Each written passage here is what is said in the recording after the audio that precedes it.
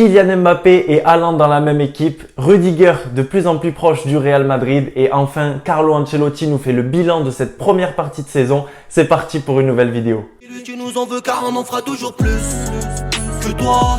Les Madridistas, c'est Nono, j'espère que vous allez bien. On se retrouve dans une nouvelle vidéo aujourd'hui, 28 décembre. 28 décembre, ça me fait penser à un score. Je vous laisse deviner, je vous laisse l'image sur le côté. Sinon, les Madridistas, vous le savez, aujourd'hui, normalement, c'était reprise de l'entraînement pour les joueurs du Real Madrid. Finalement, changement de programme. Le Real Madrid aura ses tests demain matin avec un entraînement prévu à 17 h. Normalement, c'était aujourd'hui, test le matin, puis entraînement demain matin aux alentours de midi.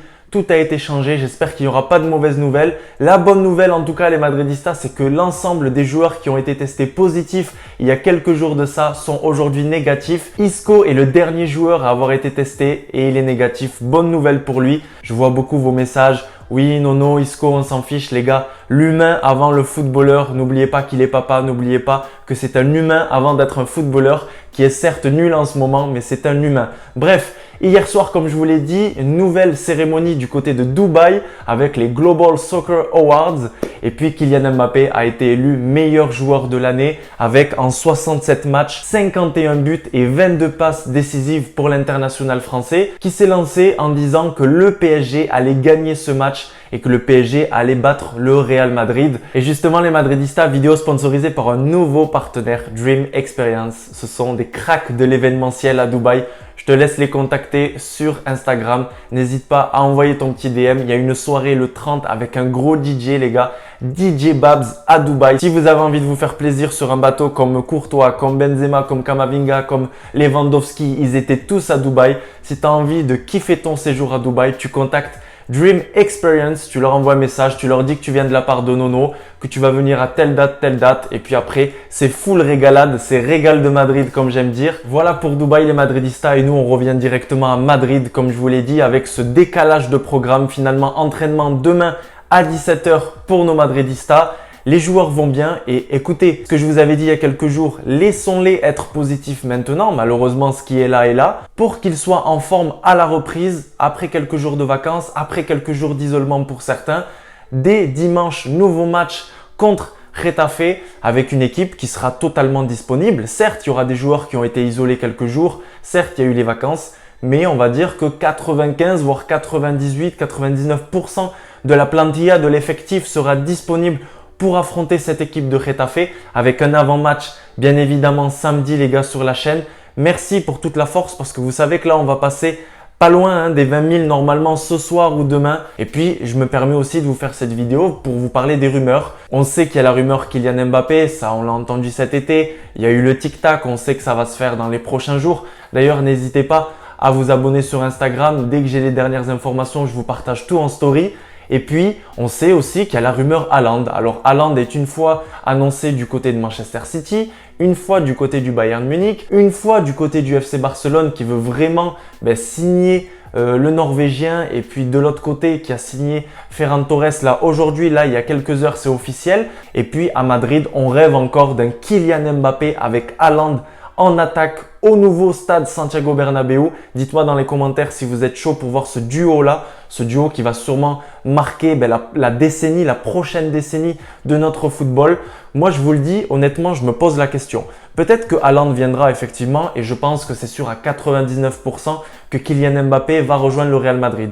Après, je me pose une question. Comment faire cet été avec Vinicius Junior, Kylian Mbappé, Haaland et Karim Benzema? Juste dites-moi comment faire ça. Ça veut dire qu'on devrait enlever un milieu, peut-être Benzema en 10, peut-être un Vinicius Junior à gauche, Kylian Mbappé à droite, Haaland du coup en pointe en numéro 9. Je sais pas. Honnêtement, moi je me pose beaucoup de questions. J'ai vu aussi que sur l'émission El Chiringuito, ça s'est posé beaucoup la question. Comment faire jouer Haaland et Benzema dans le même 11? Gros casse-tête pour Carlo Ancelotti, je vous le dis. Et puis justement, dans cette vidéo, je voulais vous parler d'une entrevista, d'un entretien que j'ai vraiment bien aimé, d'une interview entre Carlo Ancelotti et un journaliste de AS le journal, le média. Écoutez, il revient sur la première partie de saison de ce Real Madrid.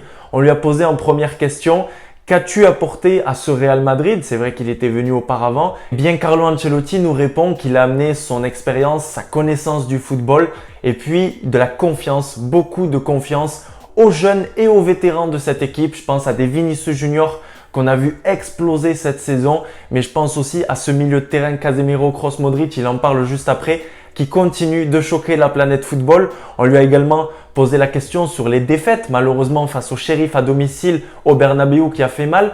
Enchaîné directement avec une autre défaite face à l'Espagnol, c'était à l'extérieur, on se rappelle, et les deux défaites sur un score de 2-1.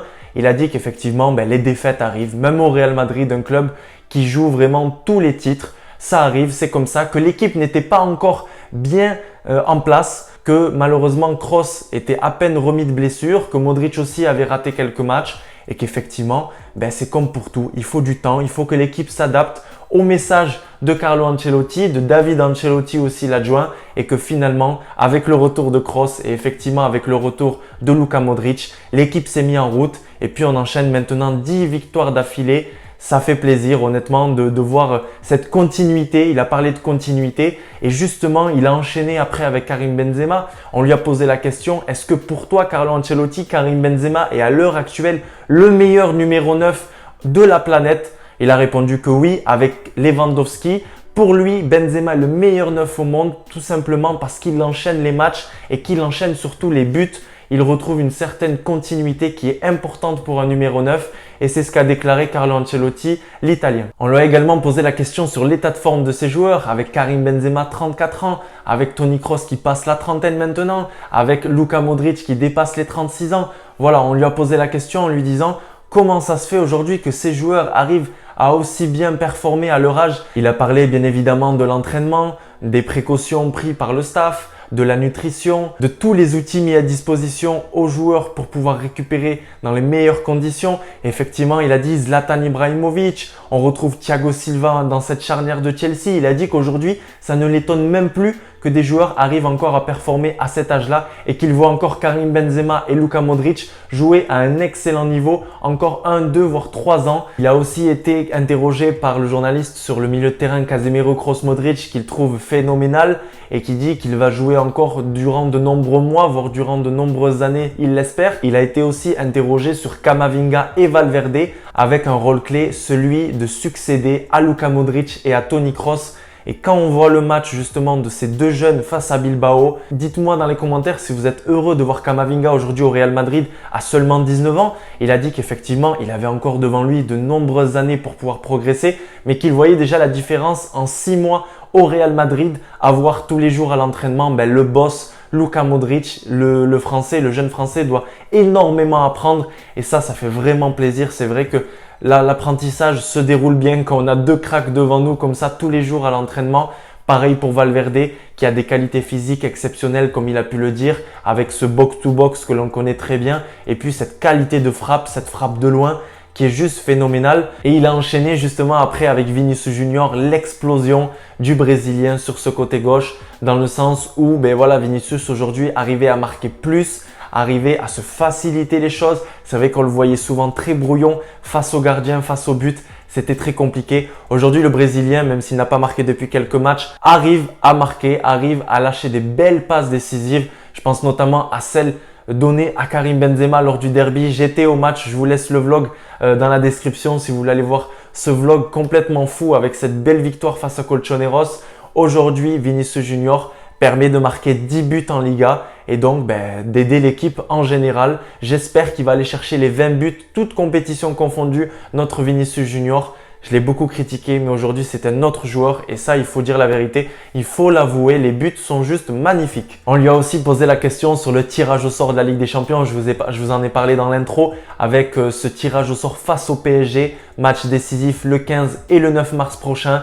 Il a dit clairement que le Real Madrid avait les capacités pour aller gagner cette équipe du PSG, qu'effectivement il y avait des favoris, le PSG, le Bayern et les Anglais comme il a aimé dire, c'est-à-dire Manchester City, Chelsea et puis Liverpool qui sont en forme, on va pas se mentir les Madridistas. Sans oublier l'Atlético de Madrid, pour lui l'équipe espagnole ne va rien lâcher en Ligue des Champions, donc à voir ce qui va se passer même si le tirage est assez compliqué pour les Colchoneros. Sinon on lui a posé cette fameuse question, est-ce que Kylian Mbappé et Haaland aimerait jouer dans le nouveau stade Santiago Bernabéu. Il a répondu que bien évidemment, les deux aimeraient se retrouver dans cette équipe.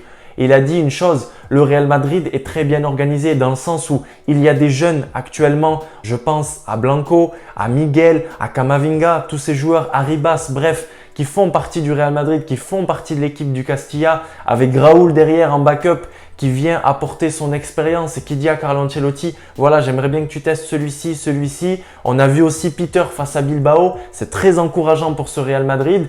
Et il a conclu qu'effectivement, si on pouvait recruter aussi des jeunes d'autres clubs, c'était toujours bien. Donc on pense notamment à Haaland et à Mbappé. Mbappé qu'on retrouvera du côté du Santiago Bernabéu le 9 mars prochain. Attention Kylian, parce que tu as annoncé ce choc avec une victoire. Attention de ne pas être déçu. Donnez-moi le vote dans les commentaires. Dernière question, on lui a dit, est-ce que pour Noël, est-ce que tu aimerais avoir un joueur en particulier? Il a dit, non, je ne veux pas de joueur. Mon équipe est très bien comme ça. Et nous verrons cet été pour ajouter d'autres joueurs, peut-être des départs, c'est ce qu'il a pu laisser entendre. On va voir pour ce Real Madrid. On entend quelques rumeurs concernant Isco, concernant Vallejo. Apparemment, il veut garder Dani Ceballos au milieu de terrain. Donc, on va voir les Madridistas. Je sais qu'il y a énormément de rumeurs qui envoient Rudiger du côté du Real Madrid. Il aimerait rejoindre le Real Madrid pour pouvoir doubler son salaire et passer à 12 millions annuel les Madridistas. Dites-moi dans les commentaires si vous pensez que c'est une bonne chose Rudiger au Real Madrid en juin 2022, sachant que le joueur va venir librement, que le joueur va être totalement gratuit. Encore un bon coup comme celui d'Alaba la saison dernière. C'est vrai que ça pourrait être bien, mais moi je me pose une seule question. Comment faire pour pouvoir ajouter Rudiger à cette équipe? Je ne pense pas que Rudiger viendra et acceptera un rôle de remplaçant. Militao et Alaba, pour moi, c'est intouchable. Mendy sur le côté gauche, c'est intouchable aussi. Donc, je ne vois pas Alaba décaler sur le côté gauche et laisser sa place à Rudiger dans l'axe. Sur le côté droit, ok, on a Carvajal qui est plutôt faible. Mais honnêtement, je ne le vois pas laisser sa place Carvajal. S'il revient à un bon niveau, Carlo Ancelotti va miser sur Carvajal. Pour moi, ça paraît logique, même si effectivement, il se blesse de plus en plus. Après, pourquoi pas la défense à 3, mais du coup, ça voudrait dire qu'en attaque, il faudrait enlever un joueur ou au milieu de terrain. Enfin bref, tout ça, il faudra y réfléchir cet été. Si Haaland, si Rudiger et si Reece James, qu'on annonce aussi du côté du Real Madrid avec un échange hasard que je n'y crois pas du tout. J'ai vu ça aujourd'hui sur OneFootball, mais je n'y crois pas une seconde. Perdre Reece James, 22 ans, une valeur à 50 ou 60 millions, récupérer Hazard de l'autre côté sur une jambe. Bon, c'est mon avis, hein, vous pouvez être d'accord ou pas, mais je n'y crois pas une seconde. En tout cas, n'hésitez pas à me dire votre avis sur toutes ces questions-là, sur Camavinga, Valverde, Rudiger, Haaland ou pas Haaland, Kylian Mbappé ou pas Kylian Mbappé. Est-ce que Vinicius Junior doit laisser sa place à Mbappé sur le côté gauche? Les Madridistas à la Madridina Damas. Nous on se retrouve dans 2 jours pour une nouvelle vidéo. N'oublie pas de t'abonner parce qu'on passe bientôt aux 20 000. Et puis à la Madridina Damas, n'oublie pas de lâcher ton petit commentaire, partage. Abonne-toi sur Instagram, on est aux 6 000, ça fait vraiment plaisir. Merci beaucoup et ciao les Madridistas.